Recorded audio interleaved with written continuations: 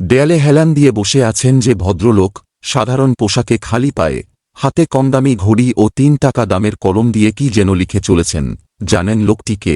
কি তার পরিচয়? ইনি কর্ণাটক রাজ্যের একজন কৃতি সন্তান, নাম শঙ্কর গৌড়া, ডিগ্রি MBBS ও MD, কলকাতা মেডিকেল কলেজ থেকে ডিগ্রিপ্রাপ্ত। তার নিজস্ব কোনো চেম্বার নেই, একটা অত্যাধুনিক চেম্বার বানাতে কয়েক লাখ টাকা খরচ, আর এত টাকা পাবেনই বা কোথায়? তাছাড়া নিজের পৈতৃক 2 কামরার ঘর যা বহু দূরে, সেখানে পেশেন্টরা আসবেই বা কি করে? যাতায়াতের খরচই বা পাবে কোথায়?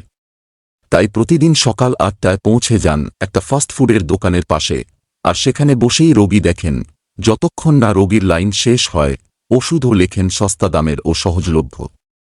তার লেখা ওষুধে কাজ হয় কিনা সেটা লাইন দেখেই প্রমাণ পাওয়া যায়। এই ডাক্তারবাবুর ভিজিট কত জানেন? হাসবেন না প্লিজ, 5 টাকা মাত্র। হ্যাঁ, ঠিকই শুনেছেন, 5 টাকা। আজকের যুগে যেখানে চিকিৎসার নামে গরিবের পকেট লুট করা হচ্ছে, অসহায় রোগীদের পরিবারকে পথের ভিখারি করে দেওয়া হচ্ছে, এই যুগে ডক্টর শঙ্কর গৌড়া গরিবের কাছে দেবদূত স্বরূপ।